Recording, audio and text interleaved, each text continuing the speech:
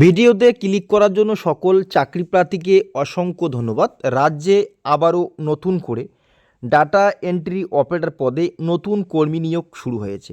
বিজ্ঞপ্তি প্রকাশিত করেছে 2/4/2025 এবং আবেদনের শেষ তারিখ জানিয়েছে 16/4/2025। যে সকল চাকরি প্রার্থী এখনও আবেদন করেনি অবশ্যই অনলাইনের মাধ্যমে বাড়িতে বসে নিজের মোবাইলে আবেদন করতে পারবেন। বয়স উল্লেখ করে দিয়েছে 21 থেকে 35-এর মধ্যে বয়স হতে হবে, 21 থেকে 35-এর মধ্যে বয়স হতে হবে এবং SC ST OBC প্রার্থীদের কিন্তু বয়সের ছাড় থাকবে বলে এখানে উল্লেখ করা হয়েছে। তো যে সকল চাকরি প্রার্থী আবেদন করবেন ভাবছেন ডাটা এন্ট্রি অপারেটর পদে, তাদের কিন্তু কম্পিউটার সার্টিফিকেট লাগবে। অবশ্যই কম্পিউটার সার্টিফিকেট লাগবে, 1 বছরের কিন্তু অভিজ্ঞতা থাকতে হবে কম্পিউটার বিষয়ে। এবং এখানে শিক্ষাগত যোগ্যতা কী লাগবে সেটাও কিন্তু এখানে উল্লেখ করে দিয়েছে। এখানে কিন্তু দেখতে পাচ্ছেন গ্র্যাজুয়েশন কমপ্লিট করে থাকতে হবে, তাহলে আবেদন করতে পারবে।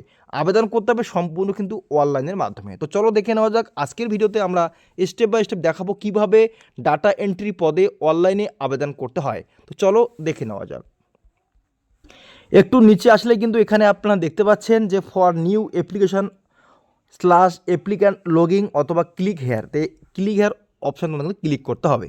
অপশানে ক্লিক করলে নতুন করে পেজটি ওপেন হবে। ওপেন হওয়ার পরে কিন্তু এখানে দুটি নাম দেখা যাচ্ছে, একটা হচ্ছে অ্যাপ্লিক্যান্ট লগিং। যদি আগে থেকেই আপনাদের লগিং করা থাকে বা আইডি ক্রিয়েট করা থাকে তাহলে কিন্তু তোমরা লগিং করতে পারবে। নতুন করে আবেদন করতে গেলে তোমাদের কিন্তু এখানে click here for new registration এখানে ক্লিক করতে হবে। তো আমরা যখন নতুন করে আবেদন করব তো অবশ্যই ক্লিক হেয়ার অপশানে ক্লিক করব। যে ফর্মটি ওপেন হওয়ার পরে এখানে যে পোস্টে আবেদন করব অবশ্যই পোস্ট সিলেক্ট করব ডাটা এন্ট্রি অপারেটর।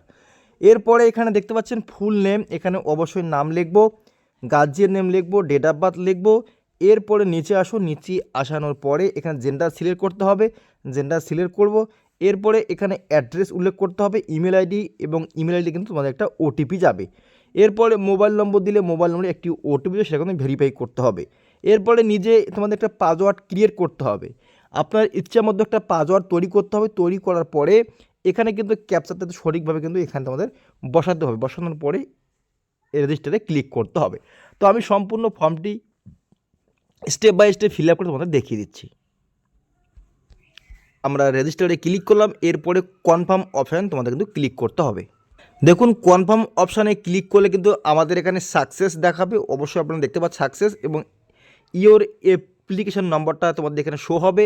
এবার এখানে দেখো ওকে লেখা আছে, ওকেতে তোমাদের কিন্তু ক্লিক করতে হবে। আমি কিন্তু একদম সোজা ভাষা তোমাদের দেখিয়ে দিচ্ছি, স্টেপ বাই স্টেপ কিন্তু আপনারা আবেদন করতে পারবে।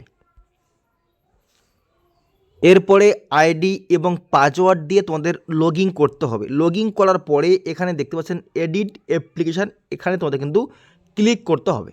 দেখতে পাচ্ছেন অ্যাড কোয়ালিফিকেশন, এবং এখানে রয়েছে যে সার্টিফিকেট যে আমাদের রয়েছে কম্পিউটার সার্টিফিকেট সেটা কিন্তু অ্যাড করতে হবে। তো আমি এখানে অ্যাড কোয়ালিফিকেশনে ক্লিক করলাম। এখানে দেখো কোয়ালিফিকেশন চাচ্ছে, এখানে অবশ্যই উল্লেখ করতে হবে, এবং কোর্স নেম এখানে কিন্তু অবশ্যই তোমাদের উল্লেখ করতে হবে। এরপরে দেখতে পাচ্ছেন ইউনিভার্সিটি এখানে উল্লেখ করতে হবে। এরপরে এখানে বলছে তোমাদের যে ইনস্টেশন, তো অবশ্যই এখানে উল্লেখ করতে হবে, সাবজেক্ট উল্লেখ করতে হবে, পার্সেন্টেজ উল্লেখ করতে হবে, ডেট অফ পাসিং উল্লেখ করতে হবে। সমস্ত কিছু বিষয় উল্লেখ করার পরে এখানে সাবমিট অপশন মধ্যে কিন্তু ক্লিক করতে হবে। তো ক্লিয়ারলি আমি সম্পূর্ণ বিষয় সিলেক্ট করে সাবমিট করে নিচ্ছি। সাকসেসফুল অপশান দেখাবে, এখানে আপনারা দেখতে পাচ্ছেন সাকসেসফুল দেখিয়ে তারপর এখানে ওকেতে ক্লিক করতে হবে। একই সিস্টেমে তোমাদের কিন্তু কম্পিউটার সার্টিফিকেট যে বিষয়টা রয়েছে সেটা কিন্তু এখানে অ্যাডে ক্লিক করতে হবে। অ্যাডে ক্লিক করার পরে এখানে তোমাদের কম্পিউটার সার্টিফিকেট তোমাকে কিন্তু অ্যাড করতে হবে, যে আমরা যেভাবে অ্যাড করেছিলাম। তো অবশ্যই এখানে যে কোর্সটা আপনাদের করা রয়েছে কম্পিউটার বিষয় সেই কোর্সটার নাম লিখতে হবে। এখানে অবশ্যই সেই কোন ইউনিভার্সিটি থেকে করা হয়েছে এবং পার্সেন্টেজ সমস্ত বিষয় কিন্তু উল্লেখ করতে হবে। নিচে এসে কিন্তু অবশ্যই যে চাকরি প্রার্থী আবেদন করবে তার কিন্তু ফটো কিন্তু এখানে আপলোড করতে হবে। এখানে কিন্তু 200 কেবির মধ্যে ফটো সাইজ লাগবে এবং সেটা কিন্তু উল্লেখ করে দিয়েছে, এবং সিগনেচার তোমাদের কিন্তু 200 কেবির মধ্যে সাইজ লাগবে, এখানে কিন্তু উল্লেখ করে দিয়েছে। এরপরে ডকুমেন্ট তোমাদের এখানে একটা আপলোড করতে হবে। তো অবশ্যই এখানে দেখো ডকুমেন্টস যে আপলোড করবে তার কিন্তু এখানে সেই কিন্তু এখানে সাইজ কিন্তু উল্লেখ করে দিয়েছে, এবং কী কী ডকুমেন্টস আপলোড করতে হবে সে বিষয়ে কিন্তু এখানে উল্লেখ করা হয়েছে। তো আপনারা মনোযোগ সহকারে সমস্ত ডকুমেন্টস কিন্তু এখানে এক এক করে আপলোড করবে। এখানে আপলোড করার পরে এখানে টিক মার্ক করতে হবে। টিক মার্ক করার পরে ফাইনাল সাবমিট করতে হবে। তো আমি সম্পূর্ণ ফর্ম আপলোড করে ফাইনাল সাবমিট করে দেখিয়ে দিচ্ছি। শো করে জানিয়ে দিই, ফটো এবং সিগনেচার আপলোড করার পরে সর্বশেষে কিন্তু এখানে ফটো এবং সিগনেচার কিন্তু শো হবে। তো ক্লিয়ারলি আপনারাও সঠিকভাবে আপলোড করবে। আপলোড করার পরে কিন্তু এখানে যে অপশানগুলি রয়েছে এখানে কিন্তু ক্লিক করে তোমাদের কিন্তু আপলোড করতে হবে, ঠিক আছে।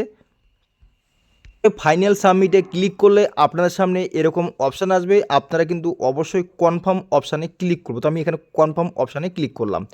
কনফার্ম অপশানে ক্লিক করলে ইওর সাকসেসফুল সাবমিটেড চলে আসে। দেখো আমার কিন্তু অ্যাপ্লিকেশান নম্বর কিন্তু চলে আসছে, এখানে মেসেজ কিন্তু আপনারা দেখতে পাচ্ছেন। তো সম্পূর্ণ বিষয়গুলি আমি তোমাদের দেখিয়ে দিচ্ছি আবারও। সাবমিট করার পরে এখানে কিন্তু স্ট্যাটাস আপনারা দেখতে পারবে অ্যাপ্লাইড সাকসেসফুলি।